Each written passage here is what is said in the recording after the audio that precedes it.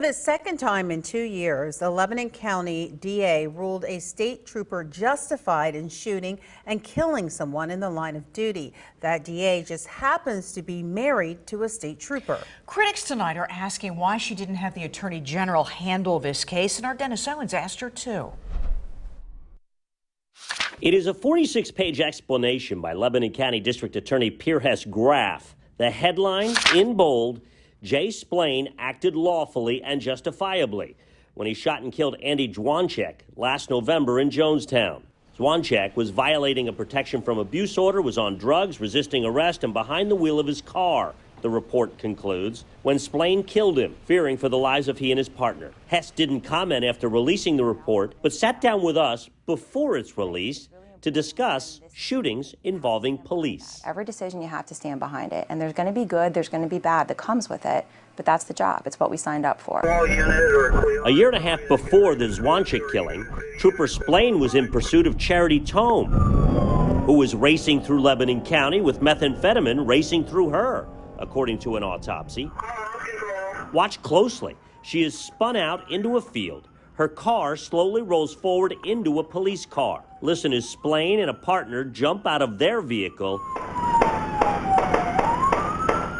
and fire several shots, killing Tome almost instantly. Graff also ruled that killing by Splain justified, which raised eyebrows because Graff is married to PSP Corporal Christopher Graff, who was Splain's supervisor at the time of the Tome killing. That idea that somehow his role or our marriage plays a part in this, I frankly disagree with. Graff says when she became DA in 2020, she and the president judge hashed out a conflict of interest policy for state police incidents. And we followed the law, we followed the conflict policy. So whether to somebody reading a social media article online believes I have a quote-unquote appearance of a conflict, to me it's whether or not there actually is a conflict, and the answer is no. The fact that the district attorney is actually telling the public that that there has to be an actual conflict of interest, right there, it's dishonest, because that's not what the law says. Attorney Devin Jacob is a former policeman turned lawyer who represents victims of police brutality, but has no connection to this case. He believes Graff's policy is trumped by the Commonwealth Attorneys Act, which requires Attorney General intervention if there is the potential for an actual or apparent conflict of interest on the part of the district attorney. Building into a case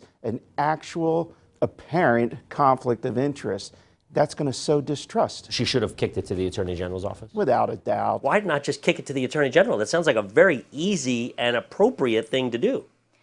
So I would agree it's easy. I wouldn't agree it's appropriate.